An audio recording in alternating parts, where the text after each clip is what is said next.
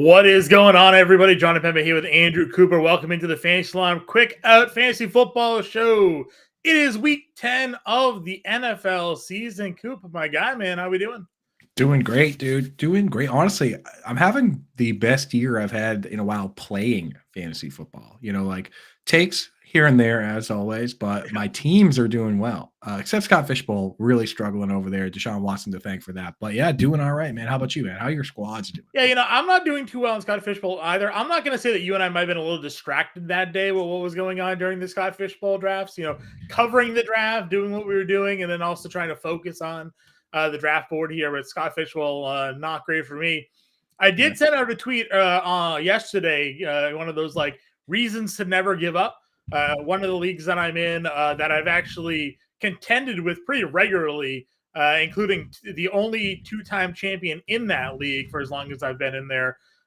Started 0-3 this year. I was getting a lot of crap in the group chat, being like, I can't believe you're struggling like this. Well, I've rattled off 6 straight wins since then, and I am now up to second place. So for those of you who maybe get down early, and we always say no reason to quit. Always continue. Always try to work, make moves. Do whatever you can, because you just never know which way the things will break for you as the season moves along. But if you just give up, if you stop setting your lineups, if you stop making moves, you never give yourself that opportunity to kind of bounce back. And it just kind of helped getting some of those matchups, making some of the right moves. Derek Carr has been a great pivot for me, or somebody who drafted Trevor Lawrence. We've talked a lot about that. And then I've been my early wide receiver strategy has paid off with AJ Brown, CeeDee Lamb, and Amari Cooper all basically carrying that lineup for me there. So again, for a lot of people that get discouraged earlier on the season, there are plenty of reasons to keep playing, and I now am one of those success stories. Hopefully, come season end. I always play to win, even if I'm out of it. Like too much ego maybe. And I also you go over to Yahoo and you look at your name there and there's like a little number and your trophy that's either like gold or silver or platinum or whatever. I just always want to win, man. I always want to win. So I never quit. I never give up. But I know some people get frustrating, but hey, never give up. Never give up. Yeah, never give up. Exactly. So week 10 is a wild week though here. We have more bye weeks. We talk a lot about like Buyemageddon and yada, yada, yada. Well, this week, Coop, no Chiefs, no Dolphins, no Eagles. Those are some. I think there was no Rams too, but nobody cares about them. No Patrick Mahomes, no Tua, no Tyreek, no Jalen Hurts, no Travis Kelce, no AJ Brown. I mean, those are substantial contributors to fantasy football rosters, and they are all out this week here, Coop. And I warned people that, I looked at all the elite tight ends and all these people I thought they were like safe and all set. And I said, hey, by the way, we have 3-week span coming up here where a bunch of the tight ends we're kind of relying on are all going to have bye weeks. And guess what? The way you think it might happen, where it's like, oh, you'll just add somebody off the waivers. These other teams that have a tight end for a bye, they go out and they pick a guy up and they don't necessarily turn around and drop that guy. Oftentimes they're either lazy or they want to keep them. And so last week you had Laporta on bye, you had Ingram on bye, you had Kittle on bye, and 3 teams went out and added tight ends off waivers, and a lot of those teams didn't drop those players. So I see a lot of folks out there with Travis Kelce looking around and scrapping for tight ends now, especially doing the John Travolta, kind of looking around like where's the Dallas Goedert owners are in the worst spot because not only is he on bye, but he broke his arm. So now you're looking for at the worst possible time where all these other teams picked up a second tight end. Now you have to find your starting tight end rest of season. So the Dallas Goedert rosters are in a tough spot. Yeah, I agree with you. Some other top stories here from week 10 before we get into our weekly matchup breakdown here. The Josh Dobbs thing is just absolutely wild. And now we've had this back-to-back seasons where a quarterback gets traded to start the week with a new team, barely has 24 hours, 48 hours within the organization, has to come in, play a game, then win a game. Baker Mayfield did it last year for the Rams. Josh Dobbs came in for the Vikings this week, did not expect to play, had some things memorized. He apparently told the coaching staff, like, hey, like, I already memorized your playbook because I'm like an aerospace engineer and this wasn't that hard for me to figure out. And he came in that game and drove them down and ended up performing well and leading them to a comeback victory there. So a pretty wild scene. And if you're now someone that has a Jordan Addison or TJ Hawkinson or a eventually returning Justin Jefferson, you have to feel probably a little bit better with the way Dobbs performed there on the spot. Yeah, that was impressive, man. He must have went to a different rocket science school than Matt Patricia. Yeah, a good one, maybe. A good one, yeah. Tennessee, right? Tennessee is better than the North Dakota Institute of Technology or something like that, right? That's right, dude. Yeah, I'm fired up for Dobbs. And folks, we see you guys in the chat. George, Discipline, what's happening, guys? We'll definitely hit on your questions. We're just hitting on a couple news items real quick, and but we'll definitely jump on those. But yeah, Dobbs, I'm fired up, man, because I was worried about TJ Hawkinson. George, I see your question in the chat on TJ Hawkinson. You look at Dobbs, man, and the fact that he was able to come out and ball in the first game is great news, because we watched him in Arizona. He loved throwing to the tight end, man. His last game over there, he threw 14 times to Trey McBride. And I tell you what, I like Trey McBride, but TJ Hawkinson at this stage in his career is on a higher level. So I'm excited about it. And yeah, you got to hold both Kincaid and Hawkinson at this stage, because Kincaid's got a bye week coming up. I mean, if you can trade Kincaid for a running back or wide receiver and maybe just and just roll with Hawkinson, then I would do that. But you still have to worry about that bye for Kincaid. I mean, well, actually, they both have the same bye week, so yeah. I would, that's sorry about that. Yeah, so I would definitely try and move one of them. The thing with Kincaid and Hawk is don't trade one for a tight end, because if you trade one for a tight end, you're only going to use that tight end for 1 week. So don't do like a 1-for-1 tight end trade. I would go out and trade one for a running back or wide receiver that can affect your lineup for playoffs and for the rest of the season. And then I would go out and just get a fill in for that week. If you can hold both or if nobody is offering you anything that's worthwhile, then just hold them. But yeah, I mean, both of those guys are startable right now. I mean, you could probably double flex a tight end and one in your flex, one in your tight end spot.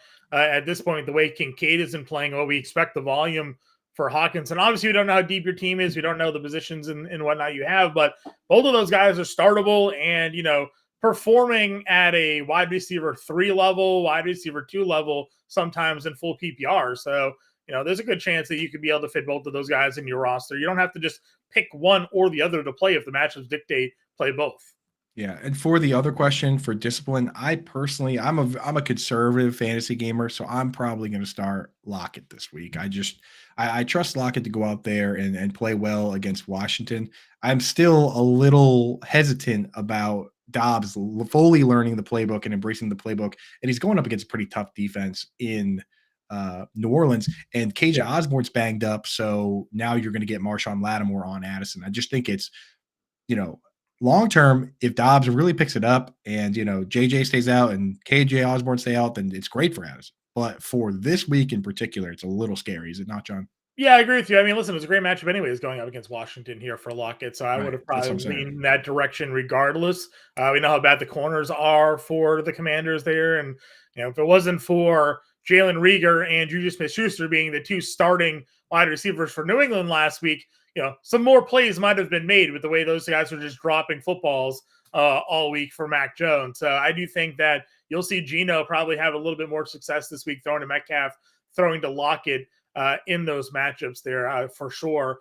Some other notable news here. Kyler Murray is expected to return this week, already announced as the team starter at home here this weekend. James Conner had his 21-day window activated, so we could see both returning this week against the Atlanta Falcons. Some reports right out of the gate here. Gannon is saying that Kyler Murray has no mobility issues, and they expect him to run as usual. Now, It's great to hear.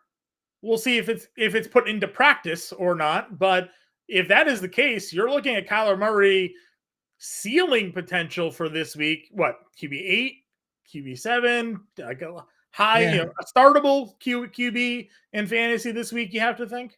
Yeah. So, it's his first game back. So you got that. You have to factor that in. And then the other thing is that, historically, if you take all the quarterbacks in the history of football and sort them by top points per game in fantasy football all time, Kyler Murray is top 5. Right. But you have to remember that during that period. Cliff Kingsbury was desperately trying to hang on to his job. They traded for DeAndre Hopkins. They were really going for it. Whereas this team is built as more of like a bridge year team. They let DeAndre Hopkins leave. So he doesn't necessarily have those weapons, but I think that if he's running even 80% of the way he used to when healthy here, all it takes is one rushing touchdown out of your quarterback to have like a top 12 week. So exactly. We saw it all last year with Justin Fields, with rookie Daniel Jones. Daniel Jones did not need to throw touchdowns to be a top 10 fantasy quarterback. So he threw 15 touchdowns last year. Yeah, rookie Josh Allen had a 52% completion percentage, and he was the top. And listen, Tyler Brown's good, and Trey McBride, believe it or not, I actually think is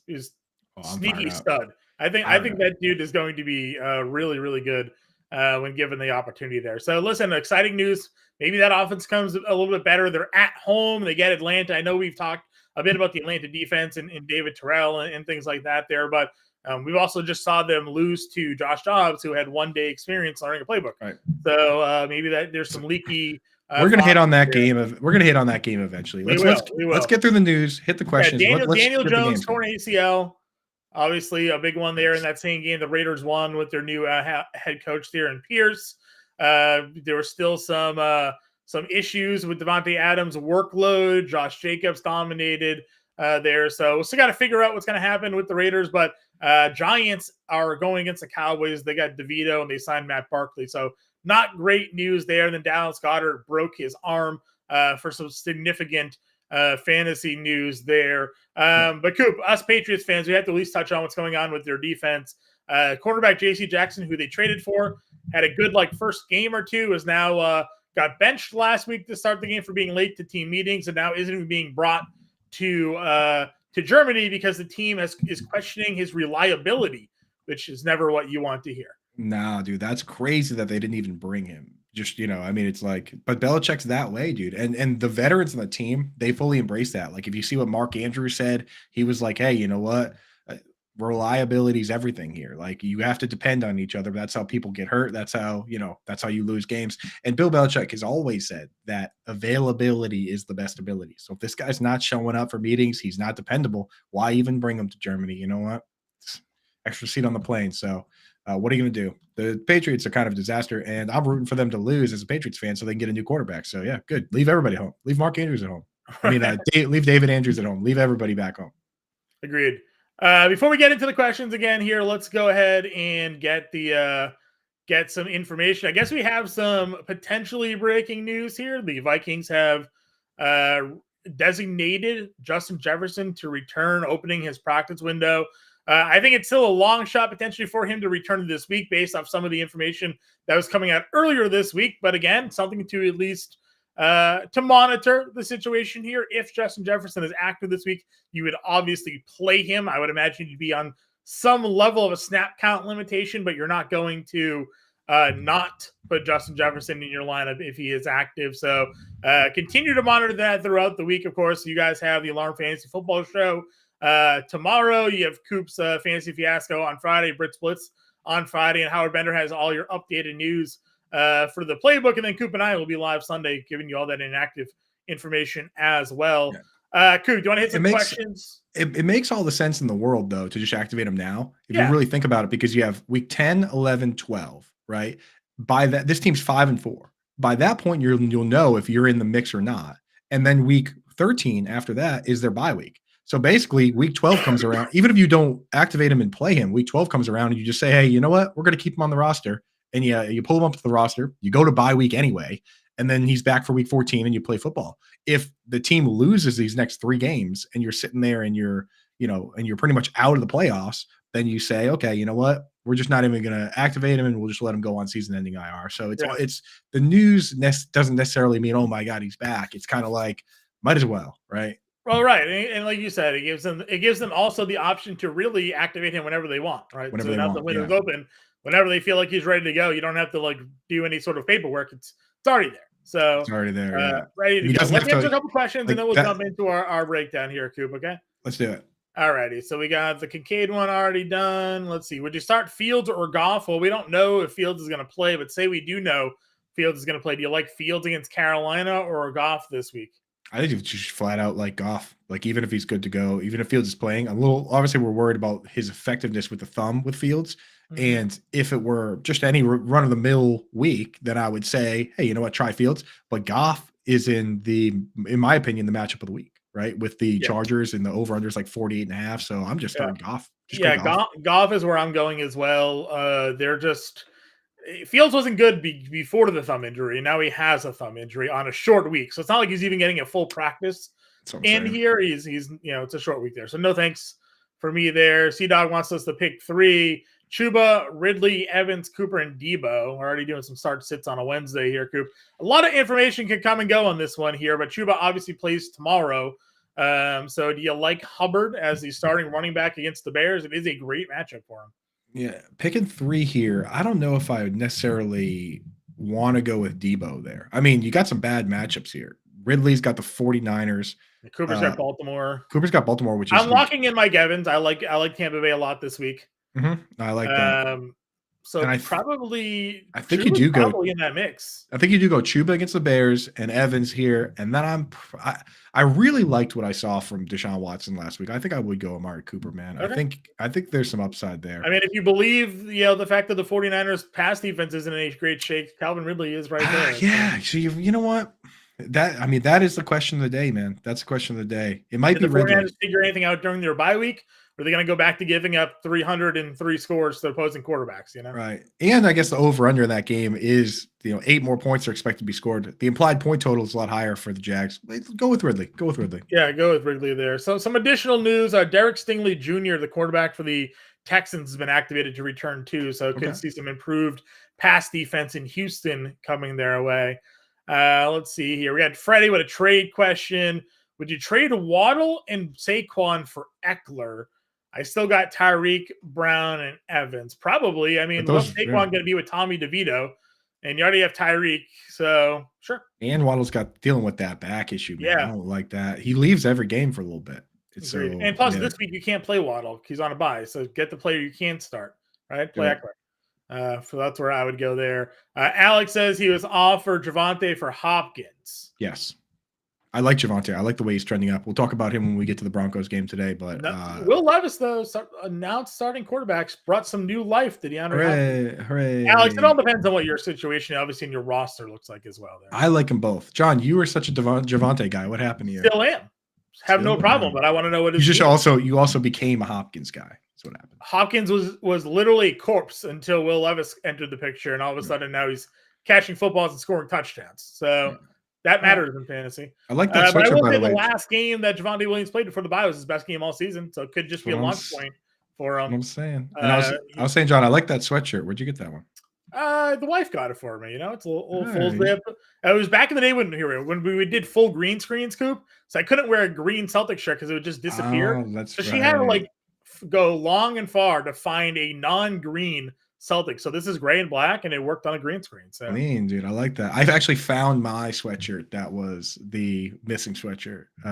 Was it your mistake or a her mistake? It was, I would go and say, in Spanish, there actually is no assigning of blame. You say, okay. you don't say that John broke the lamp. You say that the lamp broke. Right. Sure. So it was more of the sweatshirt was lost situation. Yeah. It was in a wash basket that I looked through, but it was inside of a fitted sheet.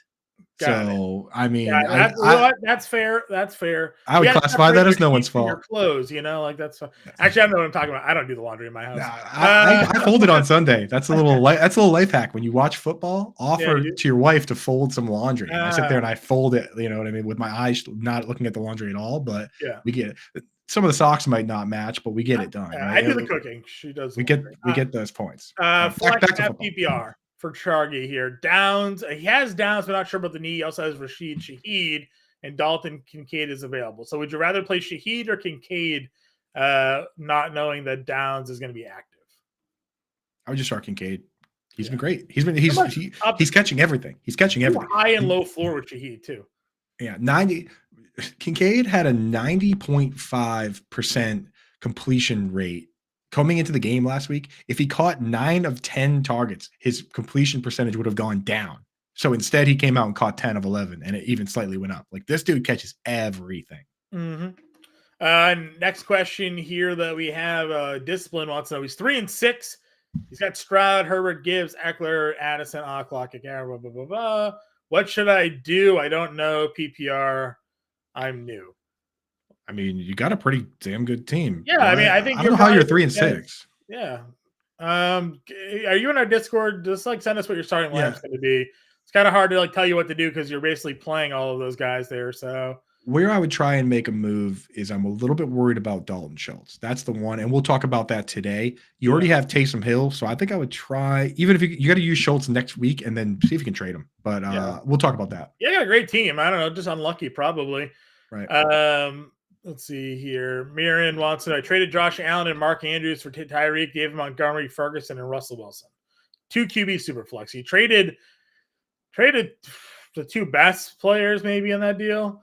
Yeah. But Montgomery, if he comes back, is obviously pretty elite. We know Tyreek is really good, but he's on a bye this week, so that doesn't really help you much. Yeah. And Ferguson's been fine. He's been ramped up a little bit. I like him. Yeah. So if all those guys go into your lineup, then I like it. My problem is that Montgomery and Tyreek aren't playing this week. So you made a trade and you got 2 guys that can't help you this week. So yeah. Well, if you have a good record, then it's a good trade.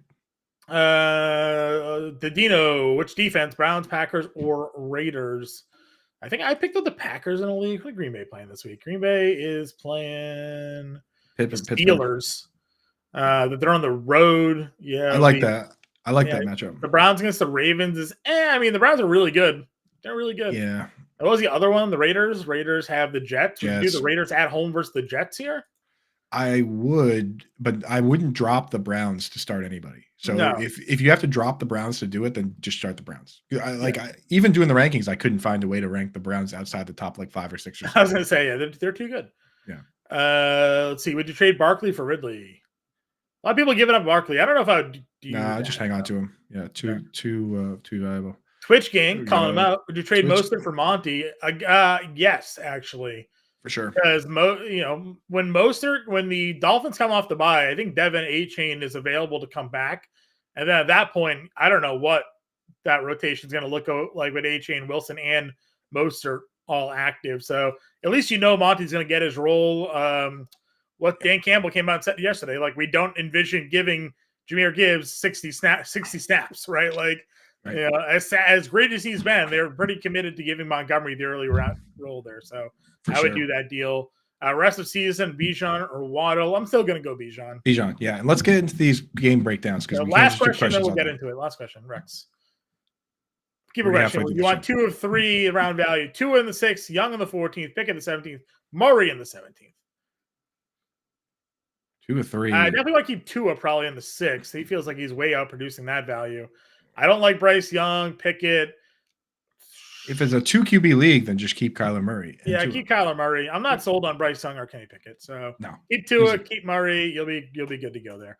All right, Coop, new part of the show here today before we do get into our weekly breakdowns. A new sponsor to the show, Sleeper Picks. A lot of you are already using Sleeper, I am sure, for your fantasy football needs. But right now, Sleeper also is offering picks contests. If you go to fantasyalarm.com/sleeper on your mobile device, you'll get a deposit match right now up to $100 when you use promo code VAULT3. So you want to go ahead here. I'm going to throw the QR code up on the screen for everybody. Scan the QR code here on the screen or go to fantasyalarm.com/sleeper on your phone. Get a 100% deposit match up to $100 when you use promo code VAULT3. Going to fantasyalarm.com/sleeper or scanning the QR code should autofill the VAULT3 promo code, but if not, enter that in, have your opportunity, Coop, to 100x your plays this week. I think if you do like an 8 or a 9 pick card, you have a chance to 100x your wager. So check out Sleeper Picks today. Coop, let's give our favorite Sleeper Picks for the Thursday night football contest. How's that sound? Yeah, it sounds good, man. I think they have they call it a pick on sale over there, a little bonus one they throw in there, right? Yeah, so do. we got a pick on. There we go. We got a pick on sale. They say 99% off. So whatever they would have said, it seems like even more than 99% because you would think that Bryce Young's passing yard number would be set higher than like 100 or even like 50. But they have it set at 0.5 pass yards, which of course you select more on that one. And that's kind of a freebie. So the more picks you do, the more it multiplies how much you win. And they're giving you a freebie here, Bryce Young. So make sure you get that one in there. Yep, for sure. Yeah. The what's your pick for Thursday Night Football here, Coop? My pick is, and this is a guy that I've been telling people not to use all year. I've been telling people to drop to waivers, to not roster. But I think this week, Hayden Hurst, they have his number at 14.5 yards. It's been a three-way split amongst the tight ends. So you have to keep an eye on the news here. But Steven Sullivan came out when he came back from IR. He's been kind of being worked in, and he got a few receptions last week, but then he hurt his shoulder. He has not practiced yet this week. So we'll keep an eye on him. If he's not playing, which I don't think at this stage he will, he hasn't practiced, through Tuesday, and they play tomorrow. If he's out, then I think Hayden Hurst can pretty easily get 14.5 yards. So I'm going to go more on that number for Hayden Hurst.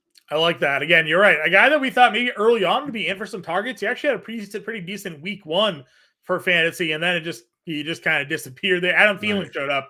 Basically, I'm going to grab every target that's on the field here, but a good spot for him. For my pick here, we're going to go at Montez Sweat, more than half a sack. Bryce Young has been sacked 14 times over the last 3 weeks. That is a lot. That is a lot of times being sacked. We know rookie quarterbacks, when they get in the pocket, they get a little frazzled. It closes in on them. And we obviously, the Montez Sweat is one of the elite pass rushers in the NFL, looking at making a good impression on his new team, following that trade, signing that extension here. So I think he gets after the quarterback in this game on Thursday Night Football on national TV here. So give me the Montez Sweat, more than half a sack here for this matchup. Exactly. And this isn't like Joshua Dobbs coming in having to learn the playbook. Like Montez Sweat, of course, there are some, defensive plays for these guys, some stunts, right? There's some times you got to drop into coverage a little bit. But for the most part, it's going to be like, all right, Montez, we brought you here to sack the quarterback, so go get him, right? So Montez, I don't think it's going to be a big learning curve for him to go in and potentially do exactly what they brought him to do, which is get a sack this week. So, yeah, I love that play. Yeah, so that's where we're at. Coop's got the Hayden Hurst, more than 14.5 yards receiving. I got the Montez Sweat, more than half a sack. Remember, go to fantasyalarm.com/sleeper. Use promo code VAULT3. New users will get a 100% deposit match up to $100. You have to be on your mobile device to play Sleeper Picks, so make sure you scan that QR code on the screen, or again, from your mobile device, go to fantasyalarm.com/sleeper to take advantage of today's offer. And don't forget that Bryce Young freebie. It's a free one, so get that in there. Yeah, gotta get the Bryce Young freebie. Make it a 3-pick play. Have some fun. Make some cash here on Thursday night. Speaking of Thursday night, let's get into our game previews here. Panthers, Bears. Bears at home, given 3.5 and 38.5 game total here. Coop, what are we looking at? What's the top stories of the matchup? Yeah, I mean, it's the big question mark, of course, is, Chuba took over the full role. Miles Sanders came back last week and kind of carved himself out a little something, more than 2 plays or whatever it was before. He ran 11 routes, was targeted on 5 of them. So it'll be interesting to see, how far he can take it. But for now, Chuba is the starting running back. Adam Thielen, you've been starting, and we learned through the last couple of weeks that DJ Chark is not a reliable option. He keeps every once in a while he'll play the full game. Every once in a while he'll rotate with Terrace Marshall. So Jonathan Mingo is probably your next best bet. He's the guy. If you play like the Thursday handcuff game where you just like throw a guy on the bench, and if he does well, you keep him, and if he doesn't, you drop him. Jonathan Mingo is a candidate for that. Now on the Bears side, it's all about Justin Fields, right, John? Like, Is he going to play? How's it going to look? It kind of changes everything for me.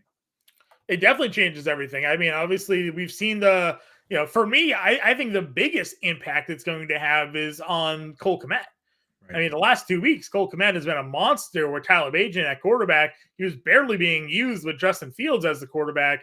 If Fields now starts, we have to sort of reevaluate where do the targets go, who becomes more valuable. DJ Moore obviously had success with Justin Fields there. Nobody was throwing to Darnell Mooney, but Cole Kmet was at least being a valuable play with Tyler Bagent there. So if Bagent is the quarterback, I think you again go back and look at Cole Kmet this week. If Bagent isn't the quarterback, though, there's probably some risk there with where we're going to see Fields throw the football. For sure. And I will say one thing for Cole Kmet is that they were in 2 weeks ago when he had the dud game against Max Crosby, they had him stay in to block on 8 pass plays. Since then, they have gotten left tackle Braxton Jones back from IR, and I think that alone at least helps us not be as scared of complete dud games, right? So I think Cole Kmet is still going to have a floor of 3-4 targets, but you're right, John. With Bagent, he's dialed in on him. Justin Fields wants to move around. He wants to get the ball downfield. Of course, that's not going to help Kmet as much. So I'm with you. The quarterback is going to affect Kmet more than anybody else. How are you approaching the running backs here? Miles Sanders got 24% of the offensive snaps last week, I think it was. Clearly, Chuba Hubbard's lead role, good spot against Chicago here. But we also have Khalil Herbert designated to return. Do we think you see him on the field this week? I'm trying to approach them from a distance. I don't really have a lot of these guys. I'm trying not to play that game in DFS for sure. Because like Donta Foreman, the thing with him is he could come in and do what he does, which is run the ball really well, but he's never a threat to catch the football. So that type of player, he has a capped ceiling. Khalil Herbert's the one I'm most interested in because, when everybody was there all offseason, he earned the job and he had the job until he got hurt. So he's a guy that I like to stash, but to start him this week, you got to have some stones. So I'm just trying to avoid all of it, to be honest with you. I think Darrington Evans is also probably going to go back to being a healthy scratch. Yeah, I would agree with you on that one as well. Anything else in this matchup here, Coop? That's it for me, man. All right, let's move on down. We get into the 9:30 game. Germany, once again, Colts, Patriots. Gross. Patriots getting 1.5 here, 43.5 game total. Honestly, the thing is, as even though we say gross because we're fantasy football guys, like in this environment, right? This year, 43.5 point over under with a 1.5 point spread. We could do worse. We've done way worse.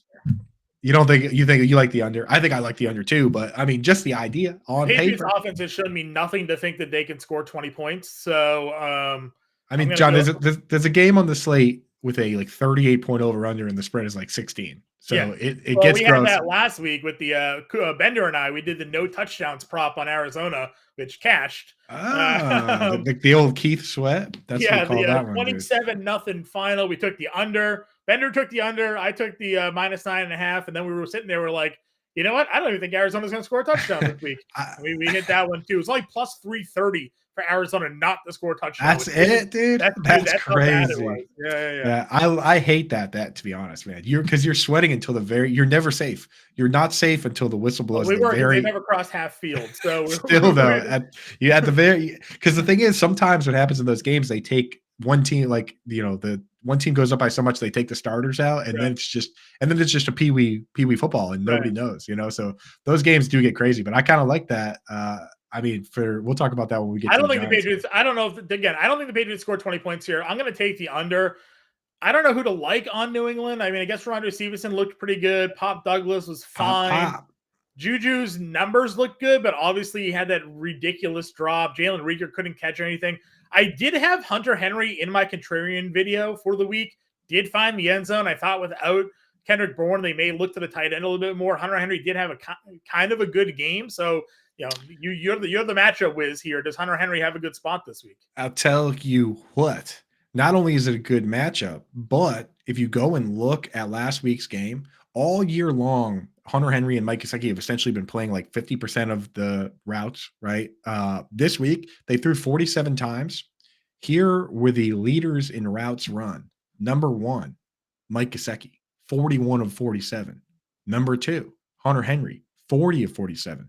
Number 3 was Pop Douglas at 39 routes. And then after that, you get into Jalen Reagor with 32, Juju with 19. So last week, at least, they went heavy on the 2 tight end sets, and kind of makes me interested in these players, man. Kind of makes me interested, especially Hunter Henry, because he has the benefit. When in doubt in that mid-range, I look at how successful are these guys versus man-to-man. How good are they in the red area when it goes full lockdown one-on-one, right? And Hunter Henry, that's the one thing that nobody can say that he's not good at. He's just very good in those one-on-one situations, and that's really helpful for the red area. So Hunter Henry is on the menu. He's on the menu. Yeah, so good. Maybe a good showdown play. Obviously, 9:30 game there. Little Hunter Henry, but again, I don't really know what to do much of this here. The last week, Jonathan Taylor. Man, the NFL coaches are the most infuriating people in the NFL. Coop, obviously, me and a lot of other people have the over rushing yards of Jonathan Taylor at 67.5.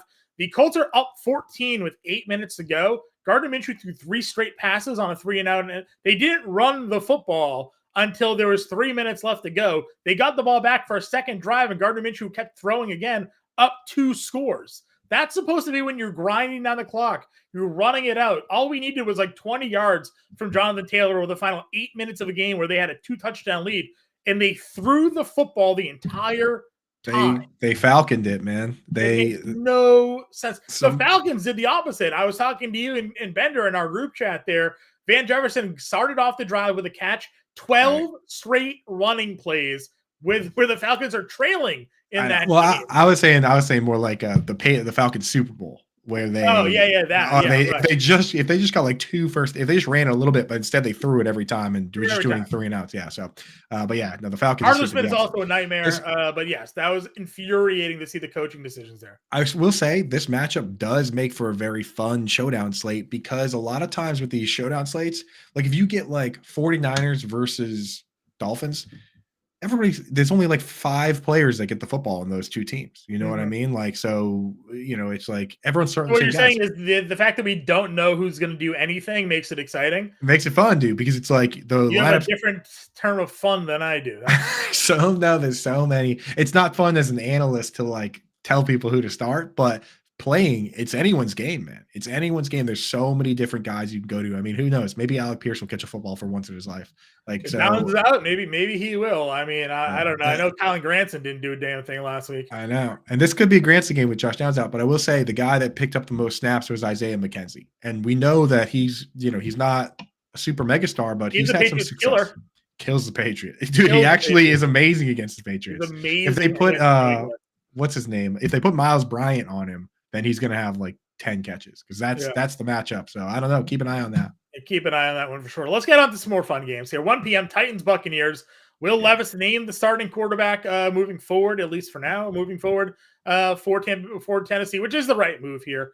I'm excited to see this one. I actually really like this matchup.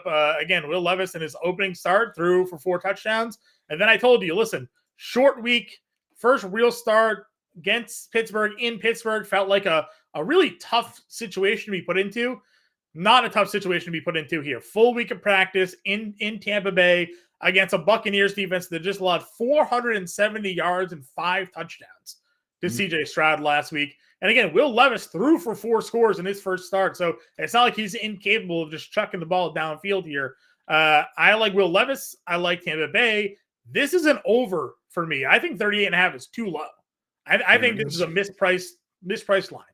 Going over 38.5 here. I'm with you on that, dude. I like that one. And yeah, Will Levis, man, at the very least, he's fun, right? He's willing to chuck it, with mixed results, of course. But I mean, I look around, there's so many boring quarterbacks that I just move Will Levis ahead of everybody, all the Mac Joneses, and then the guys that are never going to be exciting. So at least he's fun. He's got the strongest arm. I'm putting Will Levis ahead of those guys. Exactly, dude. He can chuck. There's no question about that. So yeah, that'll be fun. I want to ask you about the Buccaneers, because that's where there's some interesting plays. Of course, you're going to start Godwin and Evans where you got them. Baker Mayfield, like, is he going up against the Titans that you should be able to throw on? Is he in the QB1 range discussion this week? Yeah, I think so. I think he's in there. I mean, I have him as the cover to the quarterback coach this week. So there you go. I'm all in on some Baker here. He's the $5,100 on DraftKings scoop. So now, if you had to pick a pay down option to pair up with him, do you go with Trey Palmer, who's picked up a lot of extra snaps lately, or Cade Otton? Cade Otton, last 2 weeks, they've thrown dropped back to pass 90 times. He's run 86 routes. So that dude is out there running around. He's been out there running around all year, to be honest. Some games he's blocked on some pass plays, which we don't like, but last few games, man, he's getting a lot of targets. So now we talked about that game against was it Philly? He got or Buffalo. He basically got all of his catches in the final drive of that game as they were just running out the clock essentially. But as he continues to pick up more, I don't mind it. The biggest, I think, deterrent for me a little bit with Cade Otton is just how much usage Rachaad White gets in the passing game, because a lot of those sort of like dump off intermediate underneath routes tend to go to the running back in those spots and not always the tight end there. So I'm trying to pull up right now to see what Tennessee's DVOA against the running back pass play is here. See if maybe there's some value to attacking this spot with them here. Tennessee against the tight end is 13th. They're good. No, they've been good. They're 13th versus the tight end. In raw points, they're actually 4th, and they have not let up a touchdown to. They're the only team in the league. DVOA against running back pass plays. So yeah, so it's a good spot for White. The Titans are the only team in the league that have not allowed a touchdown to the tight end yet. Because wide receivers burn them too often. But now on the flip side of that, they did trade away Kevin Byard to the Eagles. So maybe not the team. This isn't the Titans defense that faced Mark Andrews earlier this year. So, there's a lot of moving parts here. I still like K-Dot, and I think he's kind of a safe option. And if one of those wide receivers were to get hurt, now he has difference-making upside. So K-Dot, and definitely check out your waiver wire, see if he's still floating around out there. Definitely a guy that he has some reliability to him. Yeah, for sure. So again, I really like this matchup. I'd play anybody on Tampa Bay. Obviously, Evans is my binky, so gonna have a lot of Baker and Evans there. But obviously, on the flip side, you got Levis and Hopkins. Any interest in any other secondary receivers? I mean, Chig didn't do anything until the end of that game. Final drive, caught some balls. Treylon was okay. They had what's this? Is it Phillips? He ended up having like a pretty good game there for Tennessee. Any interest there? I have that name wrong. It's Kyle Phillips. Yeah, it's Nick Westbrook-Ikine and Kyle Phillips, maybe in DFS at best. And Chig, like he really bailed us out. He bailed Howard out with his bet at the end of last week. But he's had some tough drops, and I don't know. It's just hard to trust him, man. So yeah, no, I'm probably good on that. I think that's about it from that game for me. All right, moving on our way down here. Saints Vikings again. Dobbs back in as a quarterback here. Vikings are only getting 2.5. I think feels a little low. I like the Saints defense. Taysom Hill continues to score touchdowns. Threw for a touchdown, ran for a touchdown, caught a touchdown and threw for a touchdown in this last game here. You just got to play him at this point as much as it pains you. Yeah, anyone that watched that, they basically gave Alvin Kamara one chance. They said you have one chance to score here, and then it's Taysom time. And Kamara ran it, got tackled at like the 1. And they said it's Taysom no matter what. So they put Taysom in. He tried to run it. He got stuffed. And then they turned around and threw it to him. It's like he's a one-man red zone machine. And if they're going to keep doing it like that, and especially if he's going to get a couple targets here and there, got to move him up. I mean, there's no real way to rank him outside the top 10, 15 at the deepest. I know some people are ranking him like top 5. I think that's a little much. If Juwan Johnson was still out, then we could probably talk top 5. But right now, after the elite guys that we know are going to get targets, at a certain point, you just say, all right, I might as well do it after. My problem is it's not even targets anymore. Like, I don't care if he gets targets. Right, he's getting 5 red zone carries, right? Like, that's more important. So, but you have to get to the red zone. Like, it's not every game do you have that opportunity. Sure. The Saints offense moves the ball pretty well, but I largely agree with you. But it's super. They signed Jamal Williams. They don't even use them. They don't use Alvin Kamara, and they take Derek Carr off the field. When they're inside the 5, it's Taysom Hill. So and Carr, I mean, like he did throw a touchdown to Chris Olave, but that's the thing is that they're not really scoring with big strikes. So if you are dinking and dunking it to Michael Thomas and everybody and Kamara all the way down the field, Thomas had 1 target last week. Where was that guy? I don't know, dude. What the heck? He's been all year. He's been peppered. He just disappears. So Saints, I think, are hard to judge. You can still play Alvin Kamara, but obviously the touchdowns there for Taysom a little tough to swallow. Viking situation, thoughts with KJ Osborne if he sits. They have Powell, obviously caught that game-winning touchdown. They activated Johnson. They have some other guys maybe moving in. Any interest there for against the Saints this week? I mean, not really. I guess I'll probably bet some props on Brandon Powell. But I'm not going to put him in any lineups. But I think that we'll see what the numbers say. We got smoked on doing that with Van Jefferson though last week, so we always got to be careful. But Marshawn Lattimore on Addison, whoever else is out there, I think is in a decent spot. Yeah, and then obviously the Cam Akers torn Achilles, Alexander Madison should go back to getting pretty much all the workload. Yep. Go pick up Tyson Chandler there if he's available, just as a handcuff, but kind of is what it is on that situation. 49ers, Jacksonville. Next one, Jacksonville at home getting 3. Christian McCaffrey, both these teams coming off a bye. Christian McCaffrey obviously continues to be a monster. Deebo Samuel potentially back. Zay Jones back. How are we breaking down this one here? I think CMC is the good chalk in DFS because, earlier in the year, Shanahan said he doesn't want to use him a ton. They're going to find ways to mix other guys in. Last 2 games before the bye, CMC played every snap except 2. And the Jaguars this year are letting up 7.5 receptions per game to running backs, which is the best. That's the most in the league by far. So CMC in DFS, I think, even if it's a good run defense, which that's what it's funny. That's what DraftKings and stuff will show. But in reality, he's probably going to catch so many passes that he's going to be great. So, and then what to do with Kittle and Ayuk and Debo for the most part. On the Jaguar side, Zay Jones being back could throw a wrench into things, but you're still starting Evan Engram where you have him. My question for you, John: do you like Christian Kirk this week? Or do you like Calvin Ridley this week? I'll have to defer to Bender. What kind of defense do they play? Are they a zone or a man team here? Yeah, well, we'll check with him. We got the show coming up next. I want to see his thoughts on that because we know Kirk. They said thrives versus man coverage. Ridley's right. better against zone. So right, exactly. So we're at there. We'll check with Ben Dorino. Yeah, Packers, Steelers giving 3. Aaron Jones, they said was going to be unleashed. Unleashed he was. Steelers do not have a great run defense, and we know the Packers pass offense kind of sucks. So you have to think a heavy dose of Aaron Jones is on the way. Steelers giving up 133 yards per game on the ground. That's like the 4th most. So yeah, Aaron Jones definitely smash spot for him. We got to see what's going on with Christian Watson before we make decisions on all these other guys, because when Watson's out earlier this year, we saw when Watson was out, Dobbs, Jaden Reed, Luke Musgrave, they were all viable. But if Watson plays, now it's a little too thin.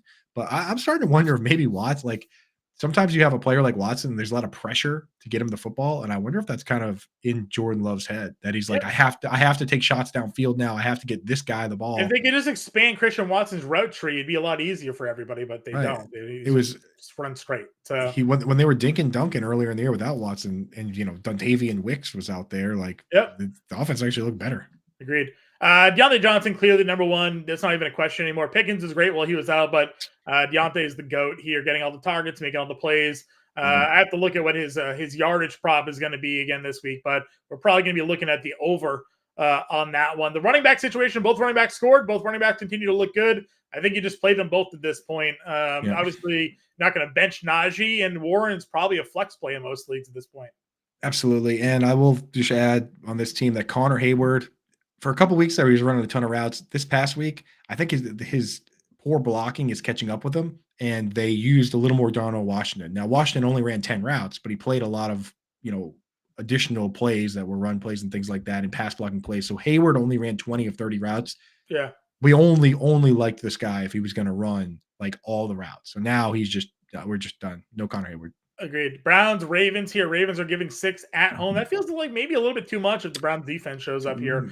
37.5 game total. Another reason maybe to like the Browns, if they're not expecting a lot of points to be scored, you get into a field goal game here. I think that's possible. Deshaun looked good, but you have to take the matchup into account. Arizona's defense is pretty trash. Ravens, they're just running the football on everybody right now, but you're not going to be able to run on Cleveland, I don't think. So be very curious to see how Baltimore's offense handles this Browns defense this week. Yeah, I don't usually I like to bet props because we do so much fantasy football that we have extra information there. But I actually am going to take the Browns to cover the 6. I don't know if I think the Ravens are better than the Browns, but are they a touchdown better than the Browns? I don't know. I don't feel so. They played some close games against better teams. They've obviously beaten the bad teams, but better teams, they've played some close games. Divisional games are always generally played pretty close. These teams just know each other. And again, the Browns defense is one of the best in football. So I do worry a little bit here on Baltimore, especially on only a 37.5 game total. That a low total and a 6 spread feels Brownsy to me. I'll tell you this I want to throw one more thing out for Browns. Cedric Tillman. They traded Donovan Peoples-Jones away. Yeah. DPJ was doing nothing. Tillman picked up all those snaps. Now he didn't really do anything because much like DBJ wasn't doing anything. Much like DBJ. And that's probably what they said, is that they said, hey, if this guy's going to do nothing, we got plenty of guys that can do nothing. So they traded him away, got something back for him. Cedric Tillman, though, just by the nature of it, playing a monster snap share, makes him kind of like a DFS dart throw, where what if he does catch the big one? And it's a 50-yard touchdown, and he's dirt cheap. So Cedric Tillman, a guy to think about maybe in DFS. Sure. Running back situation again with the Browns. Both Hunt and Ford got double-digit carries again. I had the over 9.5 carries for Kareem Hunt last week.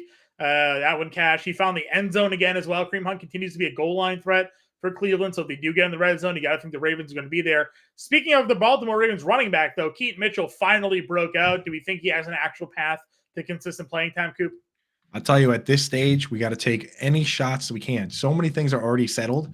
If you have any shot at uncertainty, especially with a guy as fast as Keaton Mitchell, you got to take your stabs. So he's definitely worth adding. If I know he's a popular waiver pick, so he's probably already picked up overnight. But if he's out there, it's worth adding these guys because there's so few spots where it's like somebody could break out and be the next guy. Anybody with a pulse is someone you want to have on your roster at this point. Got to running back, wide receiver, all of them. Because you got to remember, I mean, Amon-Ra St. Brown as a rookie through 10 weeks, and then through the last 11. Agreed. Texans, Bengals given 6.5 at the 48 game total here since he at home. Listen, we love what we saw of CJ Stroud, obviously last week, 470 yards, 5 touchdowns, but he left a stinker on the field against Carolina the week before that. They're back on the road here against Cincinnati, a defense we think is pretty exploitable given their poor secondary here. I'm going to throw CJ Stroud in some lineups for DFS this week, but this is, for me, this is a prove-it week. If he can take a step forward against Joe Burrow, one of the best quarterbacks in football, who's looking like one of the best quarterbacks in football, and the Texans can make this a competitive game, I think we could really put Houston on the map here. Yeah, I'm liking this one. I wish this was a 4:00 game because, like, you know, I want to have eyes on. What you're saying. Yeah. It's like both teams are trending up at the right time. If we can get the Texans from last week and the Bengals the way they've been playing, man, this could be a really good. They're feeding us Dallas Giants this week, unfortunately, Coop. So right, gross. It's gonna be a bloodshed. Yeah, I'll tell you, Dalton Schultz is a guy this week. Great matchup versus the Bengals. Get him in there, use him in DFS. Down the stretch, his schedule gets pretty bad, especially in fantasy playoffs. We talked about the Titans. We'll see with the Titans, right? Whether they are a good defense versus the tight end or not. Got a big test versus Evan Engram coming up in a week from now. But his schedule goes Titans, Browns, Titans in the playoffs. So if that first Titans game is bad, then you better have another option because you're not going to start him against the Browns so that you can start him again against the Titans, right? So Dalton Schultz, be very careful with him. If I have him, I'm starting him this week, but I have another guy on the bench that I'm kind of stashing just in case. Agreed. Any thoughts? Any more thoughts on this one? I mean, the Bengals, we know exactly who they are, which is great. Yep. You know who the fantasy assets are. Don't worry about the tight ends. So you start Mixon because he's the starting running back for the Bengals, and you start Higgins and you start Chase and you use Boyd if you have to. That's simple team. Agreed. Next game here on the slate, 4:00 Lions, Chargers getting 2.5 at home. I mean, again, matchup here that we have with them. Secondary wide receivers for Chargers. What are we doing? Yeah, that's the real question of the day. And Quentin Johnson kind of has to be added if Josh Palmer's going to be on IR. He's moved to IR here, and Gerald Everett. They always want to force Gerald Everett in there and say, "Oh, this guy's hurt, that guy's hurt." Going back to last year, right, where they missed half the season with Mike Williams, half the season with Keenan Allen. This year, Mike Williams has been gone for most of the season, right? This guy's played 23 games. Gerald Everett has. And he's only played more than 70% of the snaps in 3 of those games. This is a part-time player. They like Parham. They like mixing Stone Smart in. Like, no matter what has happened, we had a bunch of games last year with no Keenan Allen or Mike Williams, and he still did not play a full snap share. Right. Like he has never played 80% of the snaps for this team. He rarely plays 70. So just be careful with Gerald Everett. He's like a boring option. Sure. Cool. Some quick thoughts in these final games here. Remember, our long fantasy football coming up next, so don't leave the channel. Falcons, Cardinals, biggest takeaway here, Coop. Biggest takeaway is that Bijan Robinson, the best decoy in the league. The best decoy in the league. Kyle Murray also. Kyle Murray might be back. James Conner might be back. So Trey McBride continues to thrive. Giants, Cowboys. Cowboys are giving 16.5. Tommy Vito, your starter. They won. Cowboys won this game, 40-0 on week 1 here. So probably much more of the same. CeeDee Lamb can't be stopped. Dak Prescott continues to find a ton of success right now. That Giants secondary stands no chance here. I'm just worried that the backups are going to be in fairly early for the Cowboys. That's the worry. So I don't know, man. Like, people will say, "Oh yeah, Tony Pollard's going to crush." It's like maybe Rico Dowdle is going to crush. Yeah, I mean, very, very possible this week. Probably a good, with all the bye weeks, maybe a good spot to give him a look here this week. Commanders, Seahawks given 6.5. Sam Howell averaging like 40 pass attempts a game at this point. Crazy, man. He has 46 more dropbacks than any other quarterback. That's almost a full game worth of dropbacks. Like, And the second quarterback is Patrick Mahomes. It's like these Andy Reid coaching tree, they just like huck it, chuck it football. Let's go, baby. And I love that for fantasy football. So I hope they never stop. I'm interested on the Seahawks side. The game script got away from them last week in a blowout. So they went a lot of 11 personnel. So you saw a lot of JSN. And they used a lot of Charbonnet because he's kind of the pass catching back. I want to see how that holds and what that looks like in a game where they're favored. So Sure. I want to see how much JSN. I want to see how much Charbs. We could learn a lot here. And if those guys play a lot and they're committed to that down the stretch, that's what we look for. Rookies that are just getting a bigger workload down the stretch. Sure. Jets, Raiders getting 1.5 at 36.5 game total. We know the Jets defense obviously is really good. That offense was terrible against the Chargers. Do we think the Raiders can win back-to-back games here? No, I like the Jets defense is great. All the offenses to do is something, and I think that they can against this team. So you start the Jets defense, you start Garrett Wilson, you start Breece Hall. That's it. And the same thing on the other side. You start Josh Jacobs, you start Devontae Adams, you start Jacoby Myers, and that's it. Michael Mayer is just not playing enough. He only ran 15 routes. There's 6 fantasy relevant players in this game. Those are them. Those are the guys. Yep, I agree with you there. Final thoughts. Last game on the slate here: Broncos, Bills. Bills given 7.5 at home. Yeah, the Broncos are in big trouble. So the Jets Raiders game makes sense to me in terms of like being a primetime game because it was supposed to be Rodgers, and you have to give the Raiders some sort of primetime game. This one, I don't know. I don't know what they were expecting. Sean Payton to just. Well, I mean, they thought the Broncos would be better. Yeah, with Sean Payton. I guess so. The Yeah. Bills secondary is not good. Broncos could throw on Buffalo in this game. So given 7.5, I kind of like Denver plus the 7.5 here. Coming off of a bye week for them, I think Denver getting the points is a good pick here. Absolutely. And again, another just Kincaid, the timing is perfect. Sometimes you get the starter gets hurt and then it's bad matchups. The opposite happened here. The starter got hurt and Kincaid just lucked his way into a bunch of amazing matchups. So agreed. All right, everybody, go stay with the channel here. Click the link in the chat. Alarm Fantasy Football coming up next with Coop and Howard Bender. Good luck in your week 9. Catch us Sunday mornings. I'll be there 9 to 10 with Britt Flynn, 10 to 11 Coop and Bender on Sirius XM. Come right back here 11 to 12. Myself and Andrew Cooper taking you through NFL inactives. Good luck in week 10, everybody. We'll talk to you later.